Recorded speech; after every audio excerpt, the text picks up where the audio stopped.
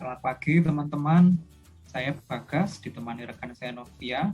Kami akan mendiskusikan bagaimana penerapan benchmarking integritas Dirjen Pembendaraan atau DJPP terhadap unit instansi tempat kami bekerja, yaitu DJPPR.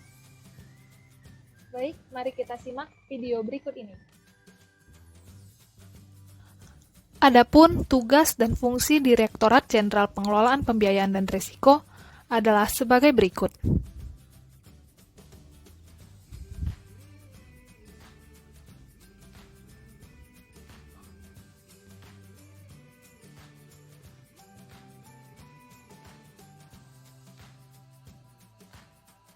Baik, pada slide berikut ini bisa kita lihat bersama. Di sini kan ada indeks integritas Kemenq 2020. Jadi dalam indeks Exelon 1 bisa kita lihat di sini DJPPR Mas nilainya kan 88,88 ya. Dan kalau kita ini rata-ratakan dari indeks integritas Exelon 1 ini, sebenarnya DJPPR itu berada di bawah nilai rata-rata. Seperti itu Mas. Dan di sini nilai yang tertinggi itu bisa kita lihat DJPB ya Mas, karena dia mendapatkan nilai tertinggi yaitu 94,76. Dan selanjutnya itu Mas, kalau Mas mau lihat lebih detailnya lagi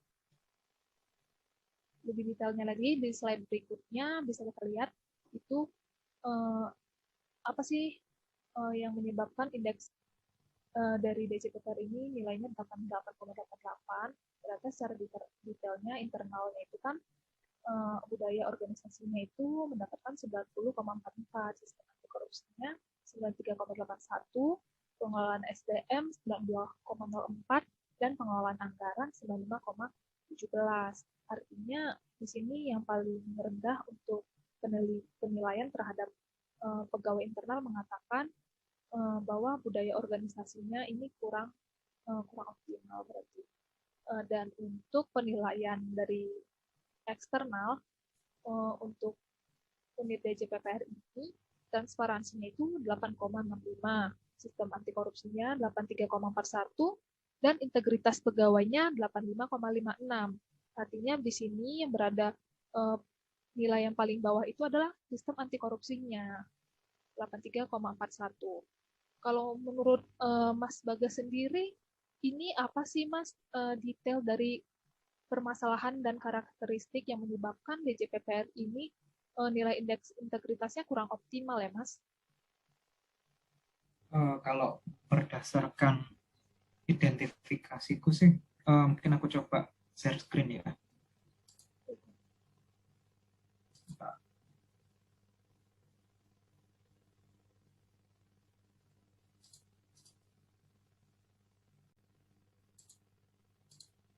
Oh, udah terlihat? Ya, sudah Mas. Nah, jadi gini, berdasarkan hasil identifikasi karakteristik dan permasalahan yang ada di DJPPR tempat kita bekerja itu, kita sama-sama unit front office dalam pengelolaan pembiayaan negara, khususnya di DJPPR. Tapi memang kita nggak punya unit vertikal seperti DJPP sih. Kita hanya ada di pusat. Namun kenapa kok DJPP kinerja dan survei integritasnya lebih baik dari kita? Nah, ini setelah beberapa identifikasi yang kita lakukan di DJPPR, terdapat exposure penilaian integritas dari pihak internal dan eksternal. Nah, untuk dari internal kita sendiri, adanya kebijakan promosi, mutasi, dan peningkatan. Lalu adanya kualitas SDM yang dipengaruhi dengan hubungan kedekatan atau alma mater. Ada juga pegawai yang melaporkan praktek korupsi atau sejenisnya mendapat respon negatif dari pegawai lainnya.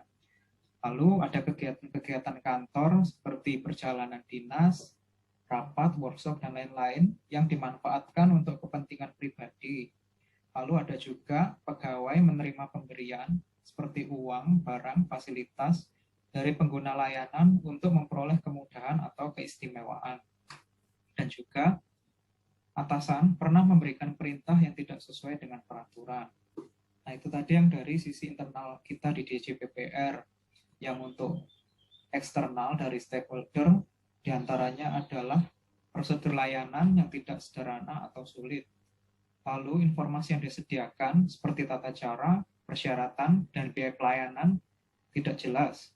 Lalu tidak ada kampanye atau himbauan anti korupsi, dan juga pelayanan yang diberikan pegawai dinilai kurang baik, memberikan perlakuan khusus berdasarkan SARA, dan juga terdapat oknum pegawai yang menerima suap, baik uang, barang, atau fasilitas. Nah, kalau menurut Novia sendiri, kira-kira apa ya tindak lanjut atau solusi yang harus dilakukan untuk memperbaiki DJPPR? Baik, kalau menurut saya, Mas, kira-kira yang dapat kita lakukan itu jika mengacu benchmarking di DJPB sebagai berikut ini, Mas. Bentar ya, Mas. Nah, ini Mas, kalau di DJPB itu kan, sebelum saya masuk ke hal-hal yang dapat kita lakukan, harus diketahui Mas, DJPB ini selama 3 tahun berturut-turut dari tahun 2018 terus menjadi eselon 1 di lingkungan Kemenq dengan indeks persepsi integritas tertinggi mencapai 94,76 itu di tahun 2020.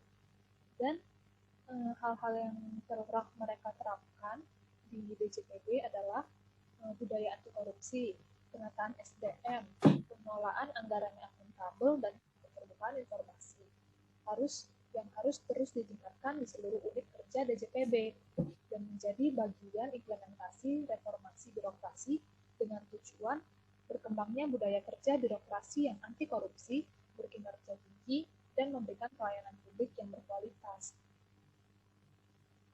Seperti itu, Mas. Dan selanjutnya, hal-hal yang dapat kita lakukan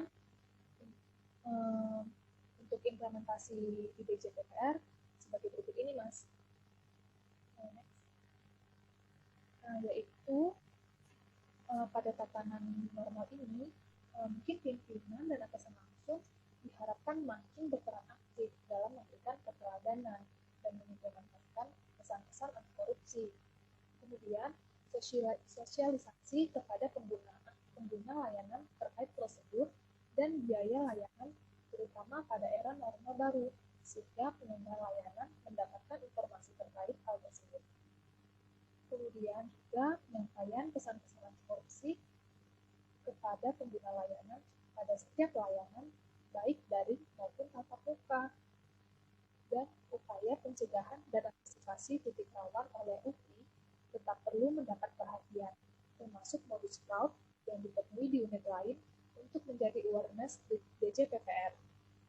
Selain itu juga, kita perlu bijak dalam menggunakan media sosial terkait isu politik, SARA, dan gaya hidup. Dan selanjutnya, antisipasi kedekatan hubungan pegawai DJPPR dengan stakeholders yang bisa menimbulkan konflik of interest dalam pengadaan barang dan jasa. Nah, jadi kira-kira seperti itu, Mas, hal-hal yang dapat kita tiru dari DJPB sebagai unit benchmarking. Gitu. Berarti ini kalau pendapat aku pribadi sih ini udah mengimplementasikan nilai aneka ya, dari akuntabilitas, nasionalisme, etika publik terutama, anti korupsi, dan juga komitmen mutu. Pasti udah mencakup semuanya ini ya. Iya, Mas. Jadi dari tindak lanjut tersebut kita harus mengimplementasikan nilai-nilai aneka seperti yang ada dalam Undang-Undang ASN. Oke. Makasih Anak ya. Terima kasih Mas atas diskusinya. Diperlukan berbagai perencanaan untuk menunjang kinerja dan mengurangi hambatan dalam penerapannya. Perencanaan tersebut dapat kami uraikan sebagai berikut. 1. Penguatan peran atasan langsung. 2.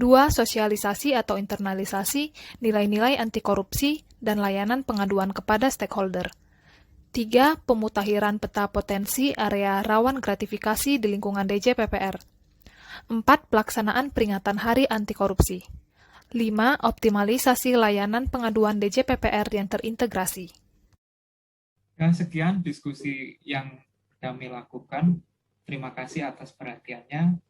Sampai jumpa lagi. Assalamualaikum warahmatullahi wabarakatuh. Bermanfaat. Terima kasih. Bermanfaat.